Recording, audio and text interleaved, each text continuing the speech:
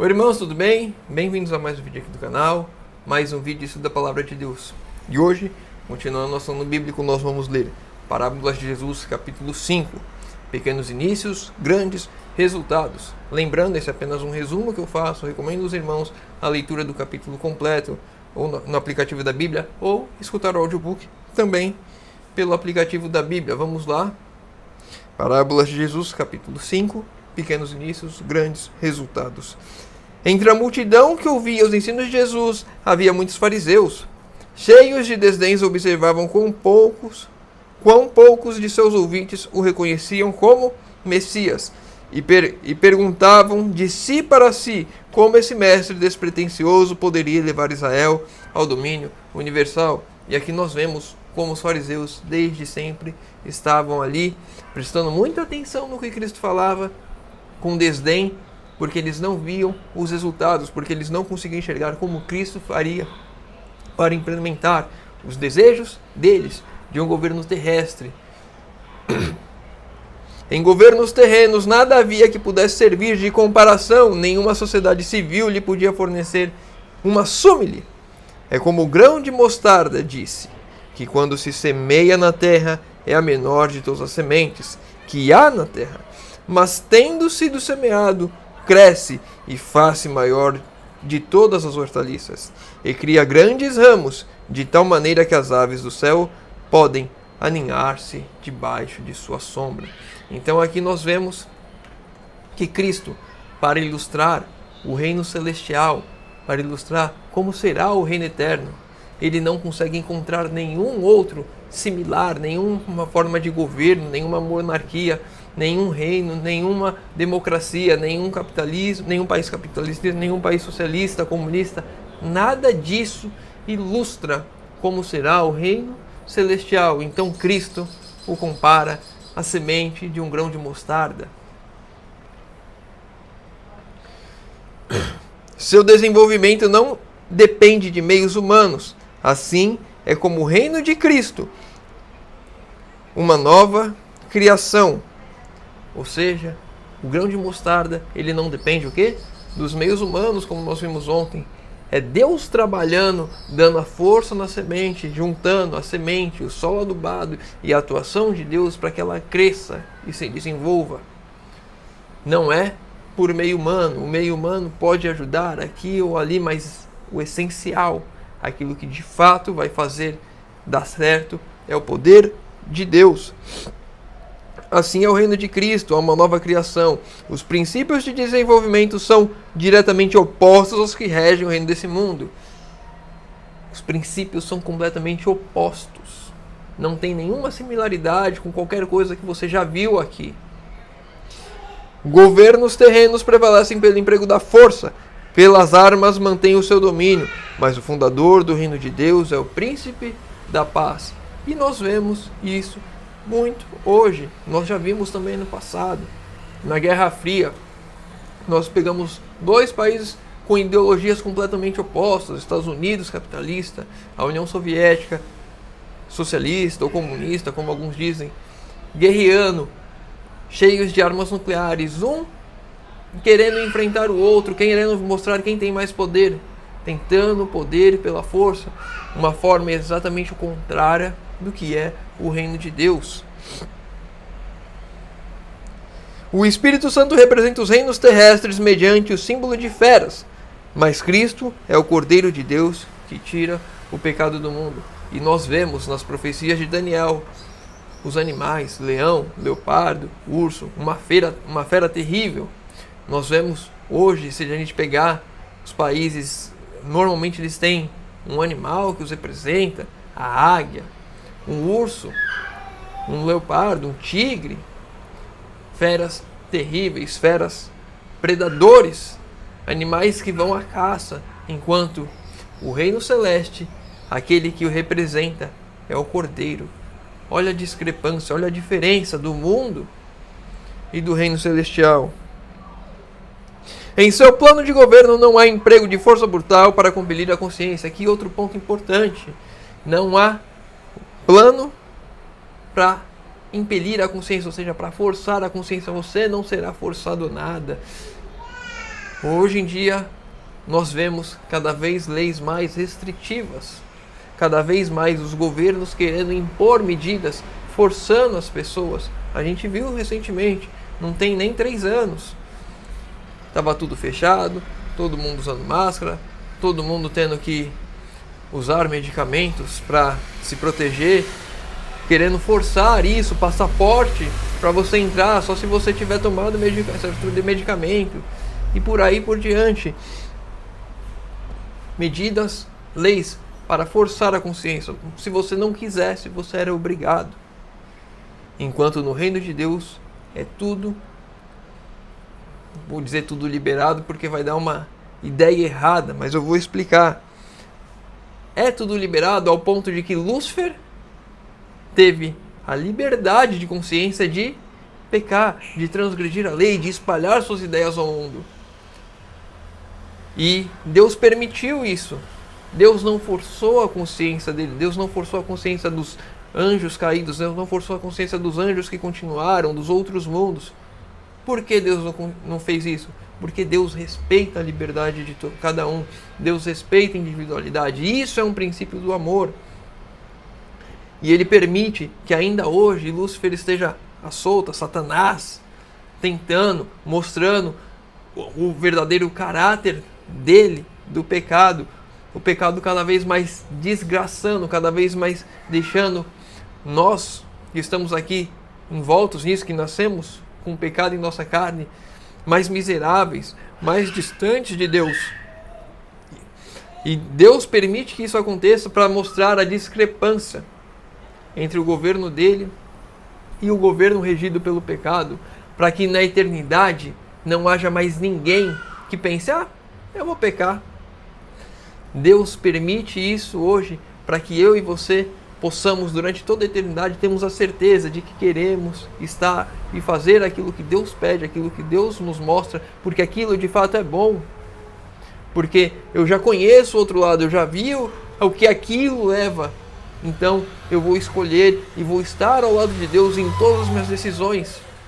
Porque eu já sei que é bom, mas Deus não vai forçar ninguém. Tanto é que aqueles que amam o pecado, que aqueles que têm prazer no pecado, que aqueles que não querem abandonar o pecado, não irão para lá, porque Deus não vai forçar ninguém a passar a eternidade fazendo tudo aquilo que ele não gostava e deixando de fazer aquilo que ele gosta. Esperavam os judeus que o reino de Deus fosse estabelecido do mesmo modo que os do mundo. Para promover justiça, recorriam a medidas externas. Forçavam planos e métodos, mas Cristo implantaram um princípio. Implantando a verdade e a justiça, frustra o erro e o pecado. Então, Cristo, diferente do mundo que coloca leis, que tentam medidas extremas, forçar as pessoas a fazer tal coisa, Cristo, Ele ensina, Ele mostra o que é certo. E Ele espera que assim, nós, com a nossa liberdade e consciência, assim o façamos. Ao proferir Jesus essa parábola, a mostardeira podia ser vista perto e longe, erguendo-se sobre a relva e os cereais, balançando seus galhos levemente no ar. Então aqui quando Cristo usa esse exemplo, Ele está usando um exemplo que as pessoas viam perto e longe. As pessoas estavam observando o exemplo que Cristo estava dando. Então, é muito mais valia quando nós falarmos algo, nós mostrarmos o nosso exemplo. Eu devo guardar o sábado, então eu mostrar como eu assim eu faço. Eu devo estudar a Bíblia, eu mostrar como eu assim eu faço. Eu devo fazer um culto na minha casa, eu devo mostrar como assim eu faço. Tudo eu devo mostrar com o meu exemplo. Para de fato, com exemplos, não com o meu exemplo necessariamente, porque Cristo usou o exemplo da mostarda, mas com exemplo, para que isso fixe na mente, para que isso mostre que é possível. Primeiro despontou um tenro broto, mas possuía bastante vitalidade, cresceu e fortaleceu, até alcançar grande tamanho. Assim, a princípio, o reino de Cristo parecia humilde e insignificante. Uma sementinha vira um brotinho, e assim, desse mesmo modo, o reino de Cristo lá atrás parecia, porque ele estava crescendo, tinha muito ainda para crescer, tinha muito ainda para mostrar, mas as pessoas estavam vendo o aqui e o agora. Elas só viam o broto, elas não conseguiam compreender lá na frente. Elas sabiam agora com Cristo mostrando que ele iria crescer, que iria frutificar, que iria amparar até os animais, as aves iriam fazer ninhos. Mas começou de uma forma muito simples e humilde, como um simples broto. Comparando os reinos terrestres, dir-se-ia ser o menor de todos. E quando você compara como a obra de Cristo começou com os reinos terrestres, é o menor de todos. É um simples brotinho com os reinos gigantescos que já existiam na época. Todavia, o reino do Evangelho possuía vida divina nas poderosas verdades confiadas a seus seguidores. E como foi rápido o seu crescimento, que amplitude de influência. A mensagem pregada cresceu com grande velocidade. Cristo levou a mensagem, foi espalhando semente. Quando ele foi morto, ressuscitado, os apóstolos continuaram, os discípulos continuaram levando a mensagem, espalhando. E foi crescendo muito rápido. Em um só dia, Pedro batizou 3.000 pessoas. O crescimento foi muito rápido. Assim, a obra da graça no coração é pequena ao princípio. É a mesma coisa, a gente vê várias comparações numa mesma ilustração mostrando vários exemplos.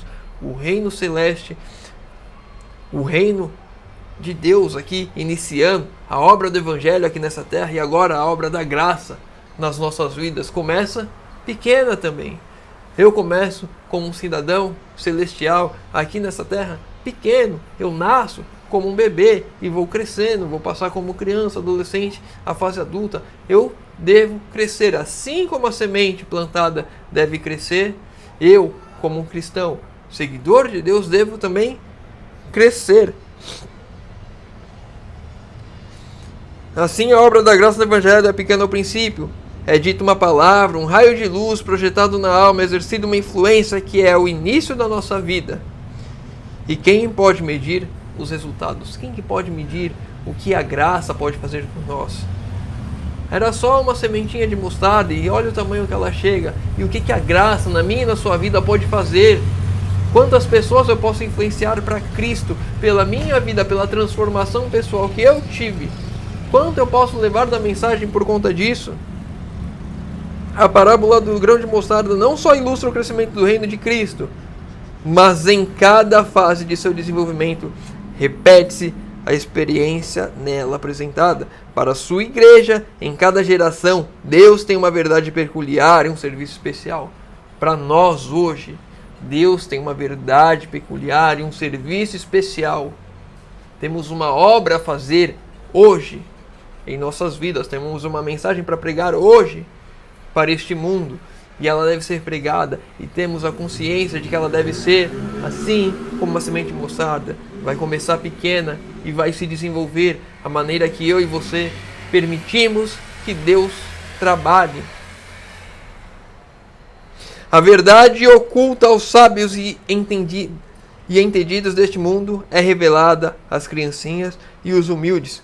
Exige sacrifício próprio para que eu possa compreender essa mensagem. Não adianta eu ser sábio ou ser uma pessoa entendida, eu sou uma pessoa influente.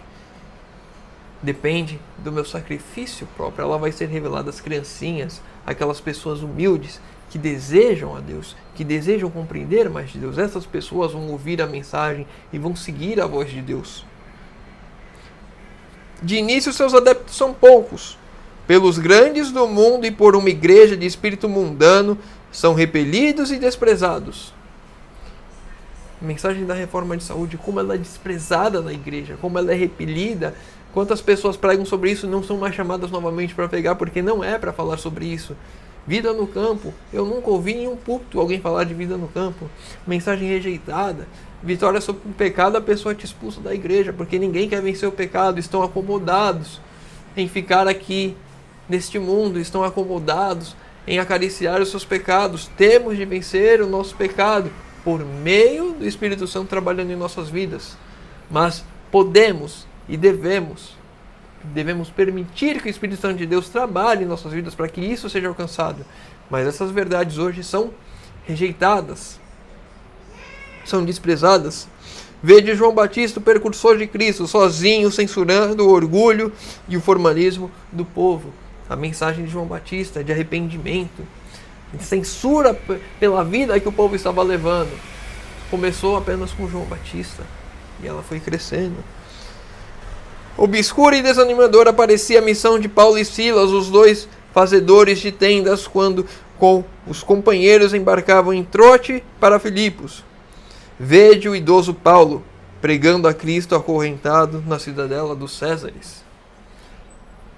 Vê a sementinha nascendo, vê o broto ali ainda muito pequeno, ainda muito a se desenvolver, enfrentando dificuldades sozinhos, enfrentando lutas. O sacrifício pessoal, consegue enxergar isso? João Batista, que foi morto decapitado, Paulo, que foi morto também, estava preso e estava pregando sacrifício próprio. Vede Martinho Lutero resistindo àquela poderosa igreja que é obra da sabedoria deste mundo. A igreja que é obra da sabedoria deste mundo. Uma só pessoa enfrentando a igreja que é obra da sabedoria deste mundo. Vede-o mantendo a palavra de Deus contra o imperador e o papa, declarando: aqui estou, não posso proceder de outra forma.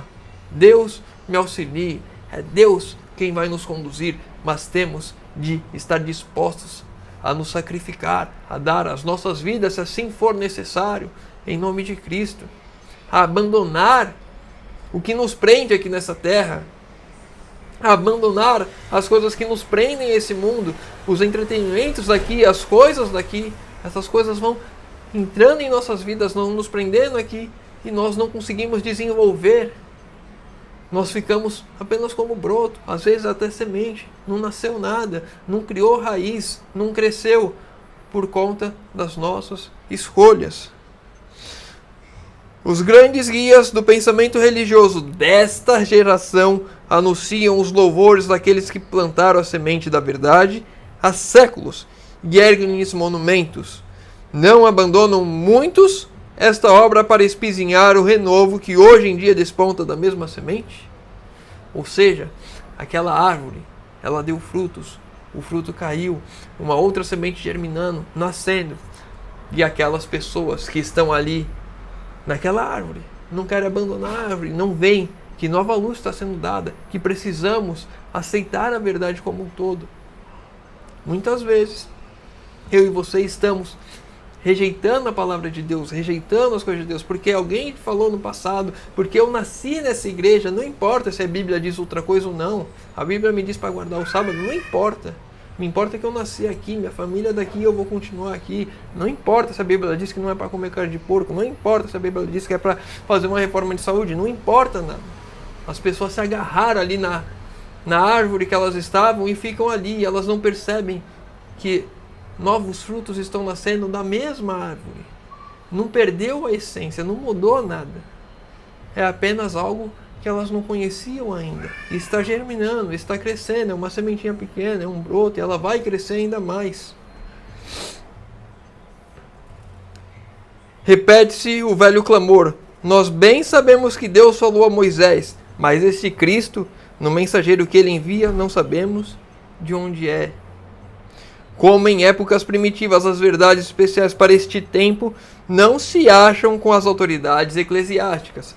Autoridades eclesiásticas são os líderes religiosos, os pastores, as pessoas que estão à frente. A verdade desse tempo não estão com eles, porque eles não querem viver essa verdade, porque eles estão agarrados na árvore e eles querem que o rebanho deles, os pastores querem que os seus rebanhos continuem agarrados na árvore com eles. Não aceitam nova luz, não aceitam mudança de vida, não querem mudança de vida.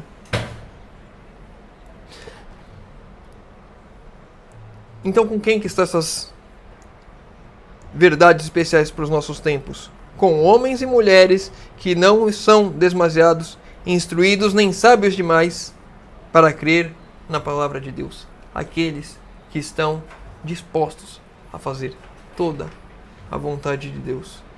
E para a gente encerrar, o último texto, nessa última geração, a parábola do grão de mostarda deve alcançar notável e triunfante cumprimento. A última mensagem de advertência e misericórdia deve ir a toda nação e tribo e língua e povo, para tornar deles um povo para o seu nome, e a terra será iluminada por sua glória. No nosso tempo, a mensagem será pregada. A última árvore deste mundo vai crescer, vai dar os seus frutos. Então Cristo virá para a colheita, para levar aqueles que aceitaram essa verdade, que cresceram com a verdade, com essa verdade especial para os nossos dias. Para aqueles que se sacrificaram a si mesmos, que eles não estavam presos no mundo. Essa é a mensagem para os nossos dias. Vamos encerrar por aqui. Se o irmão ficou com alguma dúvida, deixa nos comentários. Se o irmão leu o capítulo completo, tem algum outro ponto que queira perguntar ou que queira colocar aqui para a gente crescer junto, estudarmos junto, deixa nos comentários. Vídeos de oração nos comentários, que eu vou estar orando por todos. Convido aos irmãos que puderem fechar os olhos para falarmos com Deus.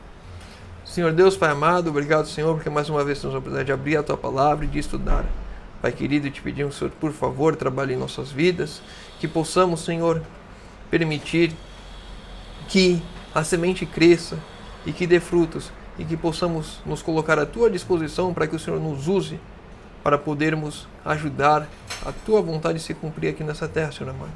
Transforma o nosso coração, derrama Teu Santo Espírito sobre nós, Senhor. Te pedimos isso em nome de Jesus. Amém. Meu irmão, fica com Deus. Que Deus te abençoe.